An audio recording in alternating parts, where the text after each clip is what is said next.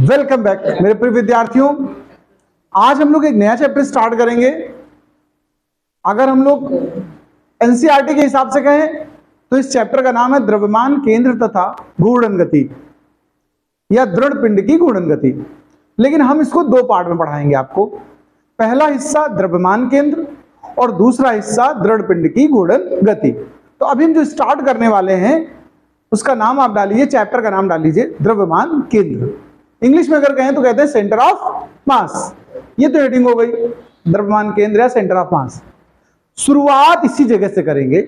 इसकी परिभाषा जानना चाहते हैं तो चैप्टर का नाम डाल लिया, अब टॉपिक का नाम भी यही डालिए कि द्रव्यमान केंद्र होता क्या है। अब अगर ये पूछा जाए आपसे तो ये हेडिंग पड़ जाएगी। देखिए, द्रव्यमान केंद्र जानने से पहले आप लोग एक चीज जानते होंगे जिसका नाम होता है गुरुत्व केंद्र। ये गुरुत्व केंद्र क्या है, पहले मैं उसको समझा दूं एक बार। वैसे आपको ये पता होना चाहिए, लेकिन फिर भी हम तो ये मान लेते हैं कि आपने शायद ना सीखा हो। गुरुत्व केंद्र को इंग्लिश में हम बोलते हैं सेंटर ऑफ ग्रेविटी। क्या बोलते हैं? देखिए, प्रत्येक वस्तु का संतुलन बिंदु, या यूं कहें प्रत्येक वस्तु में एक ऐसा बिंदु होता है जिस पर उस वस्तु का संपूर्ण भार केंद्रित होता है, उसे कहते हैं गुरुत्व केंद्र। उदाहरण के लिए ये मार्कर है मेरा, हम इसको अगर अपनी फिंगर पे बैलेंस करना चाहें तो कहीं भी बैलेंस नहीं होगा, एक ही स्थान को निश्चित होगा जिस पर इसको रख के आप बैलेंस कर सकते हो। बताओ, अभी बैलेंस है? थोड़ा सा भी अपनी फिंगर हम इधर या उधर करें तो क्या रुकेगा? इस तरह से गिर पड़ेगा ना। इसका मतलब इस मार्कर का पूरा भार इस बिंदु पर केंद्रित था, वो कहलाएगा गुरुत्व केंद्र। हम लोग कभी सामान लेके चलते हैं, कभी देखना आप बकेट में पानी लेके चलते हो बाल्टी में, अगर एक बाल्टी आपने हाथ में पकड़ी है तो जिस ओर आपने बाल्टी पकड़ी ना उससे उल्टा थोड़ा झुक जाते हो और फिर चलते हो। कि कारण क्या है कि हमारा वैसे गुरुत्व केंद्र सेंटर से गुजरता है, बीचों बीच से। जब हम नॉर्मल चल रहे हैं, हमने सामान पकड़ लिया तो उस वस्तु की वजह से जिस ओर पकड़ा है हमारा गुरुत्व केंद्र उसी ओर खिसक जाएगा। हम बैलेंस करके फिर गुरुत्व केंद्र को बीच में लाना चाहते हैं तो हम थोड़ा सा झुक जाते हैं। कभी सामान लेके साइकिल पे चले हो, बोरे का पैकेट वगैरह, और अगर एक साइड थोड़ा झुक जाए बोरे का पैकेट तो आपको दिक्कत होती है साइकिल चलाने में कि नहीं? बताइए क्यों? हमारा गुरुत्व केंद्र डिसबैलेंस हो रहा है। हम लोग जब कहीं रस्सी वगैरह पे चलते हैं, ध्यान देना, आपने देखा होगा खेल करते समय लोगों को रस्सी पर बिना डंडा पकड़े नहीं चल सकती वो महिला या लड़की। आप देखना एक लाठी पकड़ के बांस लेकर के फिर चलती है। कारण क्या है कि बहुत पतली जगह है, जब उस पर चलेगी तो गुरुत्व केंद्र कभी इधर खिसकता रहता है। उस गुरुत्व केंद्र को सेट करने के लिए वो बांस रखती है, बांस को ऐसे ऐसे अप डाउन करती रहती है जिससे वो गुरुत्व केंद्र हमेशा रस्सी की सीध में आ जाता है। तो ये तो बात होगी गुरुत्व केंद्र की। हमारा मुद्दा यहाँ गुरुत्व केंद्र नहीं है, हमारा मुद्दा द्रव्यमान केंद्र है। गुरुत्व केंद्र भार के लिए जिम्मेदार है, ऐसा ही पॉइंट आएगा द्रव्यमान केंद्र जो द्रव्यमान के लिए जिम्मेदार होगा। अब हम इस तरह कह सकते हैं कि किसी वस्तु या निकाय में वो बिंदु जहां पर उस पूरी वस्तु का या निकाय का द्रव्यमान केंद्रित हो जाए उसे हम क्या कहेंगे? द्रव्यमान केंद्र। अब आप सोचते हो कि सर बात तो एक ही जैसी लग रही है, अंतर है थोड़ा सा। गुरुत्व केंद्र सदैव ध्यान रखिएगा उस वस्तु के अंदर होता है जिसका भार ले रहे होते हैं। जैसे मार्कर है, इसका गुरुत्व केंद्र इस मार्कर के अंदर होगा किसी जगह, लेकिन द्रव्यमान केंद्र कभी कभी वस्तु से बाहर भी हो जाता है। ये मेन भेद है दोनों में। फिलहाल इसकी परिभाषा मैं कुछ इस तरह लिख रहा हूं, लिखिए आप लोग भी। किसी वस्तु या निकाय, किसी वस्तु या निकाय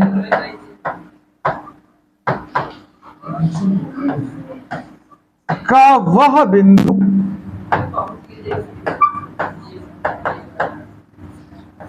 बिंदु जिस पर वस्तु या निकाय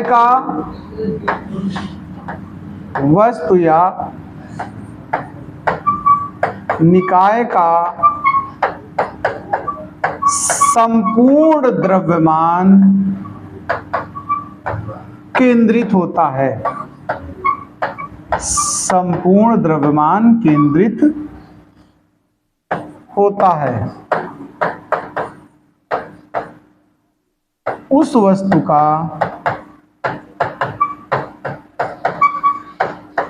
द्रव्यमान केंद्र कहलाता है। केंद्र कहलाता है। ये परिभाषा नोट करो, फिर आगे की बात करेंगे।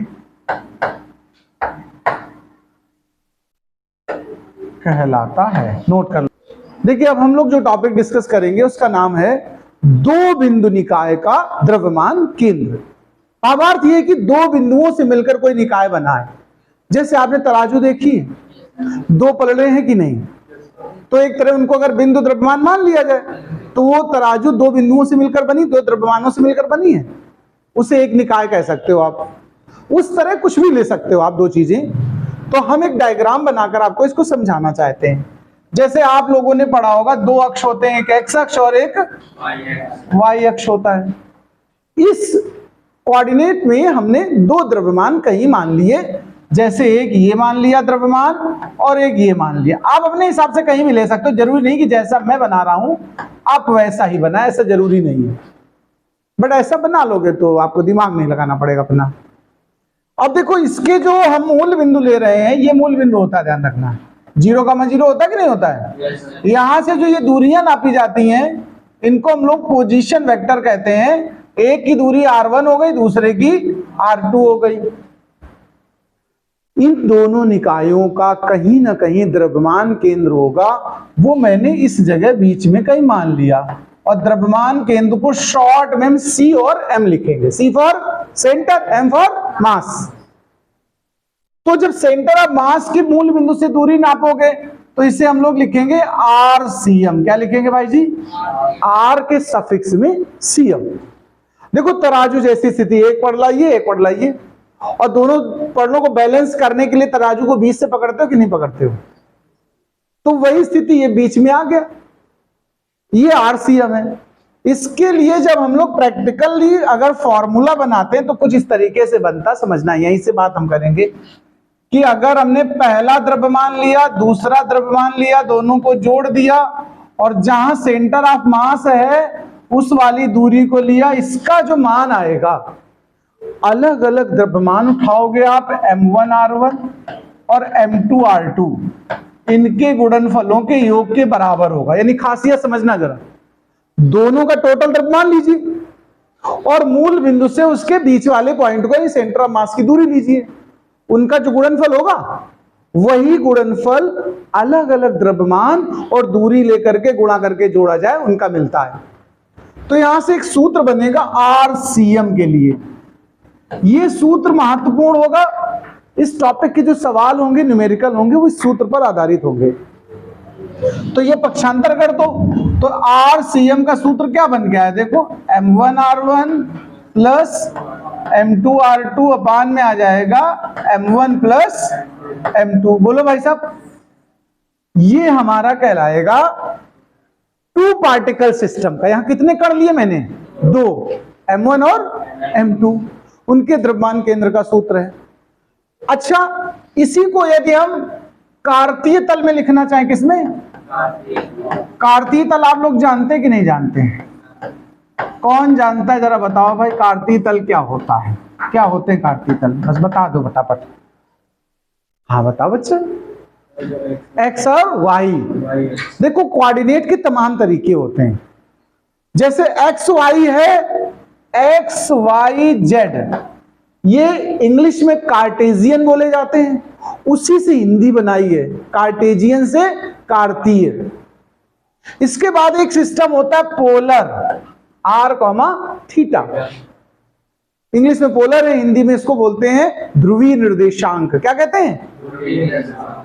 ऐसे ही एक होता है R थीटा जेड, इसे सिलिंड्रिकल कोऑर्डिनेट कहते हैं। क्या कहते हैं? बेलनाकार, बेलन से बनते हैं।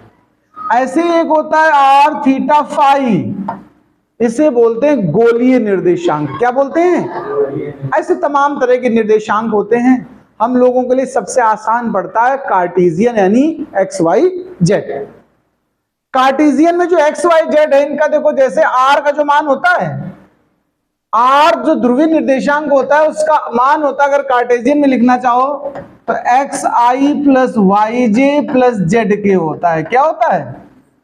यानी एक्स वाई जेड तीनों से मिलकर के आर बनता है। ठीक है, फिलहाल ये डिस्कशन मैथमेटिक्स का है, मैं सिर्फ इतना कहना चाहता हूं, कार्तीय तल माने एक्स वाई जेड। तो चूंकि हम एक्स और वाई दो अक्ष बनाए यहां पर, तो हम इस सूत्र को दो हिस्सों में तोड़ेंगे खाली। जैसे हम एक्स सी एम लिख दे रहे हैं, तो जहां आर था वहां एक्स आ जाएगा। तो सूत्र क्या बनेगा बताओ?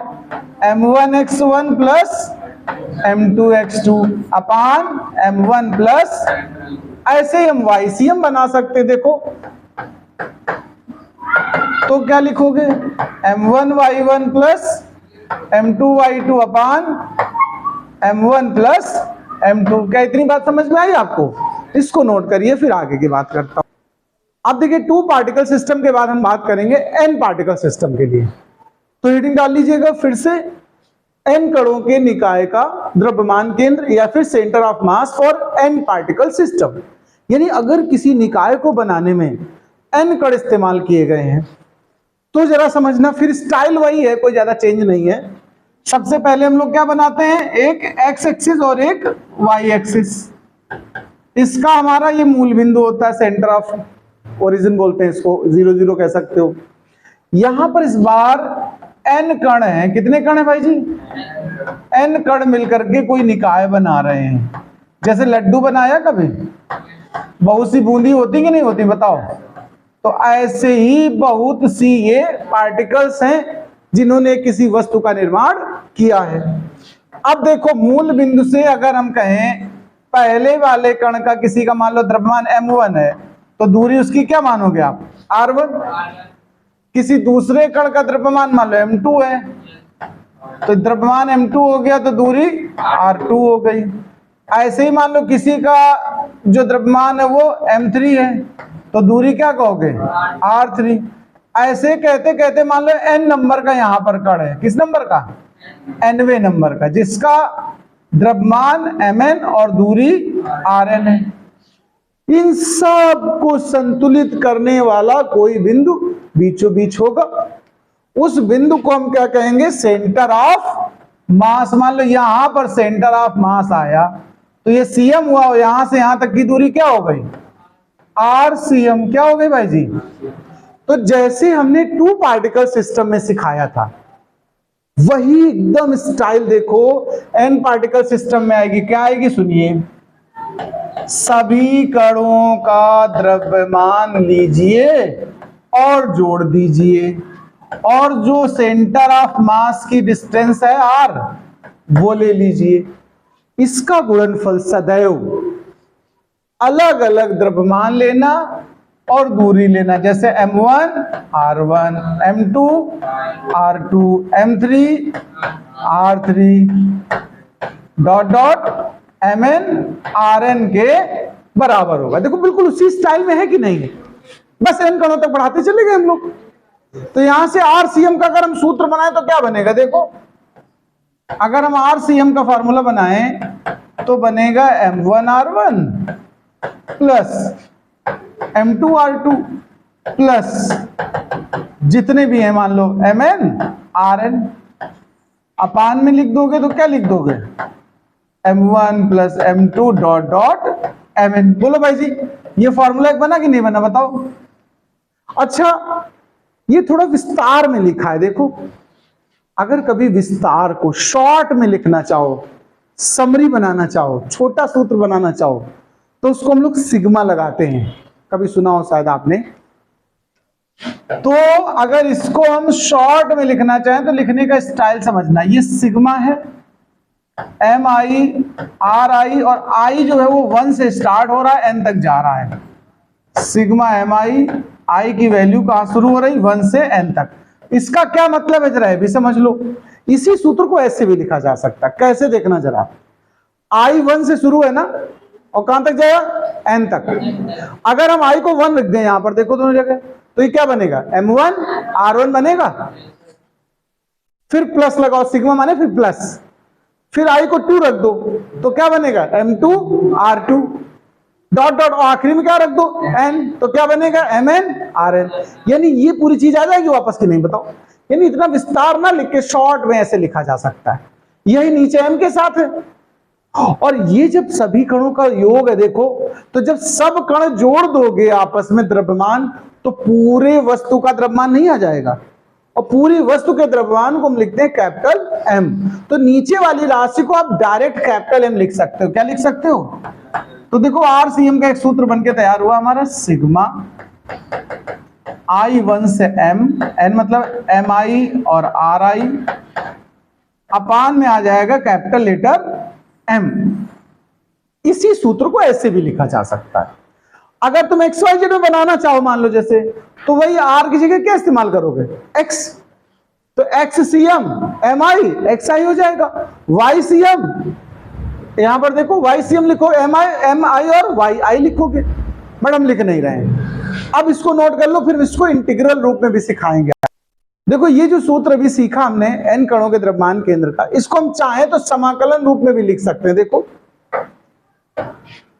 समाकलन रूप इसी सूत्र का। कार्टेशियन तो आप बना ही लोगे, बता ही चुका हूं पीछे अभी, कार्तीय तल वाला XYZ वाला। समाकलन रूप भी इसका समझ लेना।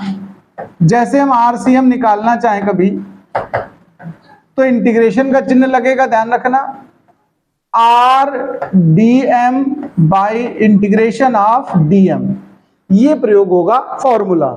अगर इसको XYZ में लिखना चाहो तो ऐसे लिखोगे, देखो XCM समीकरण XDM by integration DM। DM को आप कैपिटल M भी लिख सकते हो, टोटल इंटीग्रेशन होके क्या बन जाता है?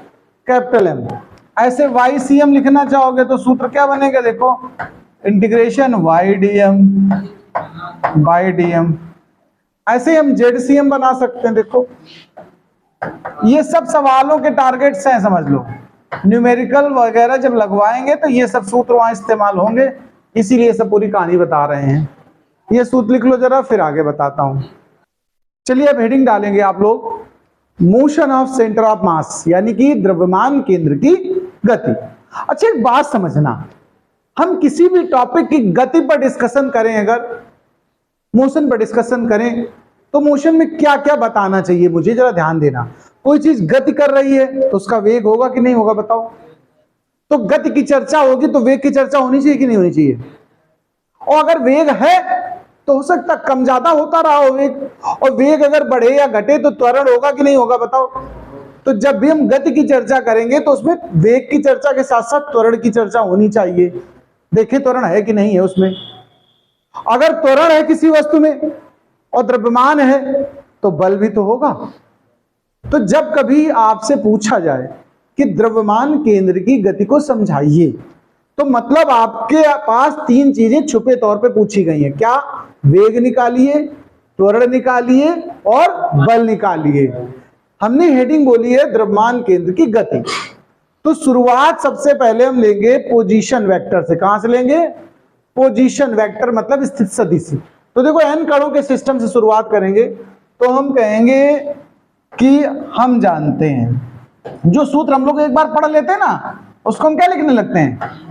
हम जानते हैं। अब तुम जानो ना जानो तुम्हारी समस्या है, लेकिन हम लिखते यही हैं, हम जानते हैं। क्या जानते हैं? अच्छा चलो, द्रव्यमान केंद्र का सूत्र क्या होता है बताओ। अच्छा अभी निकाला था हम लोगों ने। हम लोग n पार्टिकल सिस्टम वाला लिखते हैं, ध्यान रखना। द्रव्यमान केंद्र जो होता है RCM, इसको लिखते हो M1 R1 plus M2 R2 plus dot dot Mn Rn बटे M1 plus M2 dot dot Mn। यहां तक नोट। अब देखिए ये तो हम जानते हैं, इसलिए हमने डायरेक्ट सूत्र लिख लिया। अच्छा ये जो नीचे M1 प्लस M2 सब जोड़ा है, टोटल कैपिटल M होता है, तो जरूरी नहीं कि इतना विस्तार से लिखो। अच्छा एक काम करते हैं, उसको हम कैपिटल M लिख दे रहे हैं नीचे वाले को, तो इसी सूत्र को हम ऐसे लिख देंगे। देखो M1 R1, अच्छा R पे वेक्टर लगा दिया करना, M2 R2 dot dot Mn Rn, और टोटल में अपान में क्या लिख दिया हमने? Capital M। ये देखो पोजीशन वेक्टर माने स्थित सदिश, माने वस्तु कहां पर है, विस्थापन उसका निकल आया है। अगर इसका एक बार अवकलन कर दें, मैं आपको पीछे पढ़ा चुका हूं, अगर आपको नहीं पता है तो आप मैथमेटिकल टूल्स देख सकते हो। या वेक्टर टॉपिक को पढ़ सकते हो आप। अगर दूरी का या विस्थापन का एक बार अवकलन कर दिया जाए समय के सापेक्ष तो वेग मिलता है, और वेग का अवकलन कर दो तो त्वरण मिलता है। नहीं पता तो इस चीज को अपने पास नोट कर लेना। देखो जैसे दूरी बटे समय होता कि नहीं, बताओ, विस्थापन बटे समय, तो ये विस्थापन एक तरह से है, अगर समय से भाग दे दो तो वेग हो जाएगा कि नहीं। भाग देने की जगह हम लोग यहाँ अवकलन करते हैं। क्या करते हैं, तो हम यहाँ लिखेंगे टी के सापेक्ष, टी माने टाइम, टी के सापेक्ष अवकलन करने पर, अवकलन करूंगा मैं, जरा ध्यान से समझना। तो जब हम लोग r का अवकलन करेंगे तो लिखेंगे डी आर सी एम अपान डी टी, मतलब कुल मिला के देखो, थोड़ा शॉर्टकट समझ लो एकदम। आर सी एम तो था ही, डी बाई डी टी से गुणा कर दिया। देखो ऐसे ही आओ तो m1 r1 में d बाई डी टी से गुणा करो तो d r1 by D T बना कि नहीं बना, m2 d r2 by D T, देखो ऐसे करते चले जाओ, mn d rn by D T. अच्छा कैपिटल M तो नीचे लिखा है, उसको लिखा रहने दो। अब आपको पता होना चाहिए कि जो दूरी का या विस्थापन का अवकलन होता है वेग होता है। ये सूत्र पीछे पढ़ा चुका हूं मैं, D R upon D T, D S upon D T, D X upon D T, कुछ तो पढ़ाया होगा। ये काय का सूत्र होता है, v का। किसका होता है, वेलोसिटी का। तो ये v हो गया, और चूंकि cm चल रहा है सेंटर ऑफ मास, तो इस वाले का मान vcm बनेगा। तो इधर अगर उसी तरह बनाओ, देखो ये v1 होगा, ये v2 होगा, ये vn होगा, तो देखो यहां क्या बना, m1 v1 plus m2 v2 plus dot dot mn vn अपान में कैपिटल M। देखो एक और फॉर्मूला आ गया आपके पास। ये किस चीज का निकला, द्रव्यमान केंद्र के वेग का सूत्र। और अगर वेग का एक बार अवकलन फिर कर दें, वेग परिवर्तन की दर को क्या कहते हो, त्वरण कहते हो कि नहीं कहते हो। वेग में टाइम से डिवाइड हो जाता है तो क्या बन जाता है, त्वरण। यानी एक बार फिर अवकलन करेंगे तो त्वरण आ जाएगा। देखो तो हम कहेंगे पुनः t के सापेक्ष अवकलन करने पर। तो चलो फिर से एक बार अवकलन करते हैं। जब t के सापेक्ष फिर अवकलन करोगे तो बस वही d बाई डी टी आगे बढ़ जाया करता, समझ लो सीधा। vcm तो था ही, और d बाई डी टी और बढ़ा दिया आगे।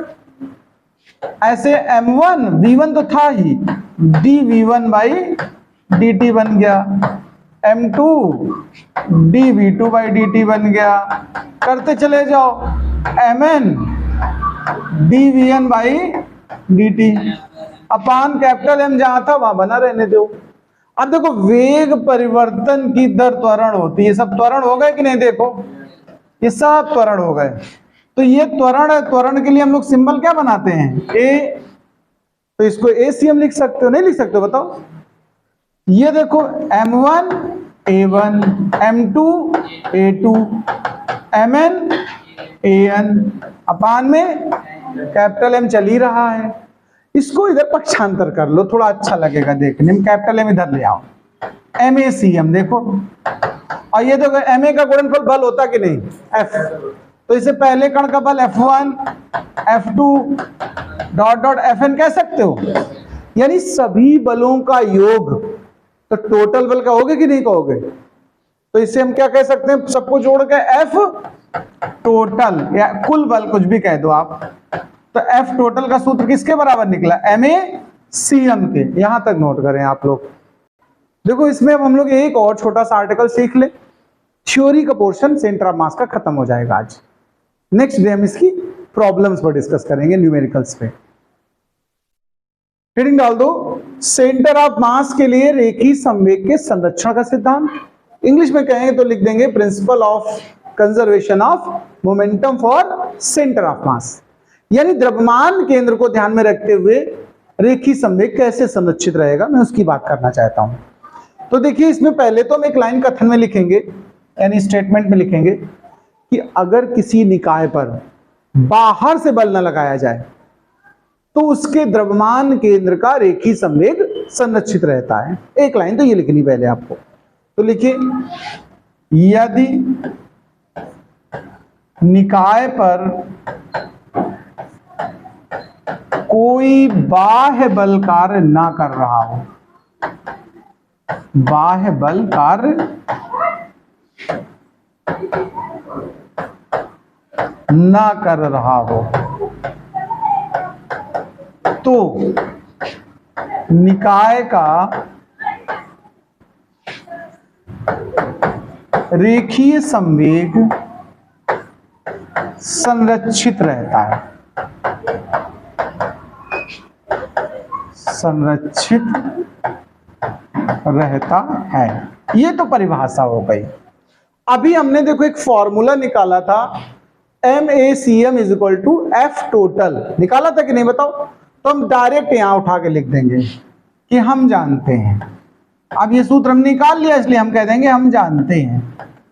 क्या जानते हैं जरा चलो लिख देते हैं। MACM बराबर F टोटल। आप हिंदी में लिखो तो कुल लिख देना टोटल की जगह। अच्छा, मैंने बोला बाह्य बल ना लगाया जाए, तो जो F है वो कितना हो जाएगा? शून्य। यदि हम कह दें F टोटल बराबर 0, इसको मान लिया हमने, तो अब F टोटल के स्थान पे अगर शून्य लिख दोगे तो पता है MACM का सूत्र क्या बन के तैयार हुआ?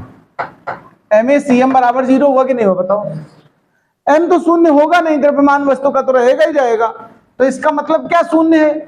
ACM। देखो, अच्छा ये क्या है? त्वरण है ना। त्वरण होता है वेग परिवर्तन की दर। क्या होता है? हाँ, या M को बनाए रखो, चूंकि हम रेखीय संवेग समझाना चाह रहे हैं ना तुम्हें, तो ज्यादा बेटर रहेगा। M को हटाओ नहीं, पक्षांतर मत करो, उसको बना रहने दो। इसको लिख दोगे देखो dV अपान dt। बताओ बताओ, A को क्या लिख सकते हो? ACM को dV CM अपान dt। क्यों? क्योंकि पीछे देखो ध्यान से, जब प्रूविंग की थी हमने पीछे, तो जहां dV CM था उसको क्या लिखा था? देखो ACM लिखा था, तो ACM को पलट के लिख नहीं सकते dV CM, तो यहां लिख दिया dV CM अपान dt। अच्छा, M द्रव्यमान है, किसी वस्तु का द्रव्यमान नियत होता है, कांस्टेंट होता है। इसको डिफरेंशियल के अंदर ले चलो, तो dy dt बाहर लिख दो, M अंदर कर दो, ऐसे कर सकते हो कि नहीं बताओ? और M माने द्रव्यमान, V माने वेग। द्रव्यमान और वेग के गुणनफल को रेखीय संवेग कहते हैं। ये पिछले चैप्टर में पढ़ा चुका हूं मैं, ये तो याद होगा तुम्हें। इसको P लिखते हैं, क्या लिखते हैं? तो dy dt ऑफ PCM लिखोगे इसको कि नहीं लिखोगे बताओ? अच्छा, एक बात तुम बताओ मुझे सब लोग, कि कांस्टेंट का डिफरेंशियल क्या होता है? किसी को पता है? कांस्टेंट का अवकलन करें तो क्या होता है? 0। क्या होता है? 0।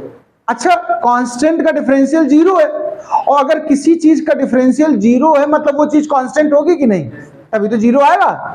तो यहां देखो P का डिफरेंशिएशन क्या आ रहा है? 0। इससे क्या पता चला कि P कैसी चीज है? कांस्टेंट है। कैसी है? कांस्टेंट माने नियतांक। P नियतांक है। नियत मतलब फिक्स, कांस्टेंट, कंजर्व, संरक्षित। ना इसे उत्पन्न कर सकते हो, ना नष्ट कर सकते हो, ना बढ़ा सकते हो, ना घटा सकते हो। ये सिद्ध हो गया तुम्हारा। नोट कर लीजिए भाई।